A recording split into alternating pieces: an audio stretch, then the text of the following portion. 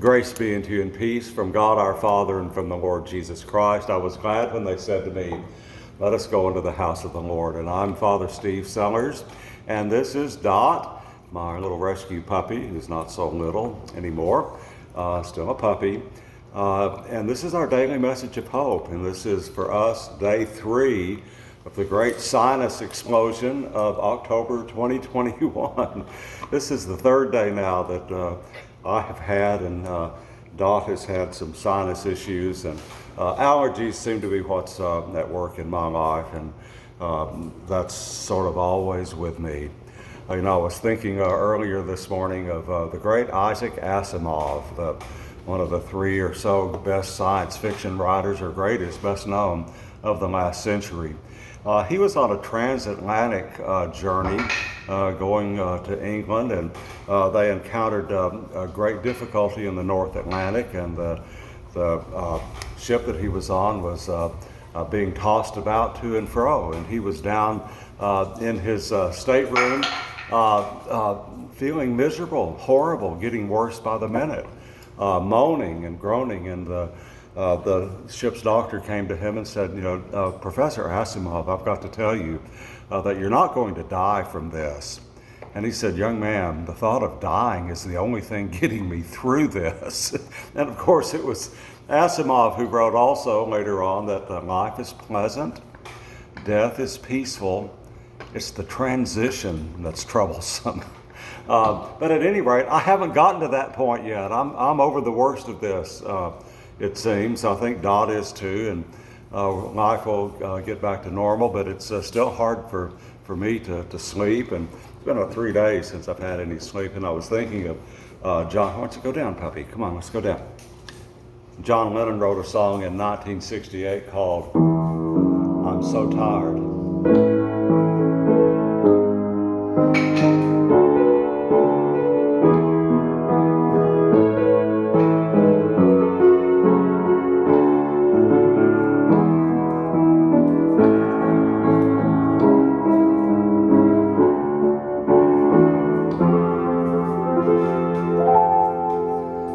John Lennon, going through one of his many periods where he could not sleep, wrote a song called I'm So Tired, My Mind is on the Blink. And I don't know what that's like, but I'm not to the point that Isaac Asimov was, and neither is Dot. We're going to get through this okay. It's going to take another day or so, I think, for sinuses to clear out and for medication to work. In the readings today at Mass, the first reading, St. Paul says the great passage in Romans chapter 8, the fantastic verse, Romans 8:28, that's translated most of the time as all things work together for good for those who love the Lord, for those who are the called according to his purposes. That's not really a good English translation of the Greek.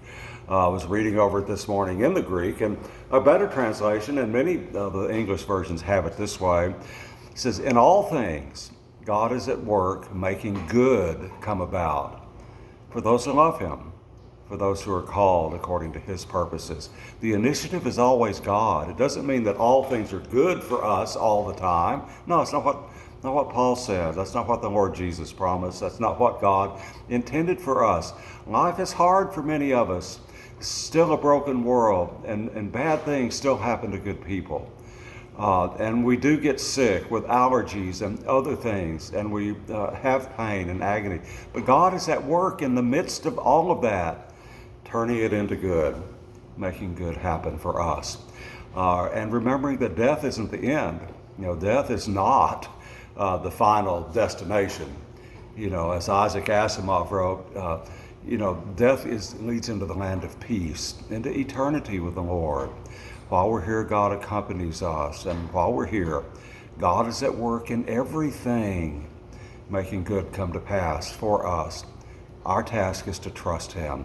I hope you're able to trust the Lord today. I'm doing my best, sniffing and sneezing all the way through. And the joy of the Lord is still my strength, and yours too. God bless you, and Dot and I hope to see you here again tomorrow.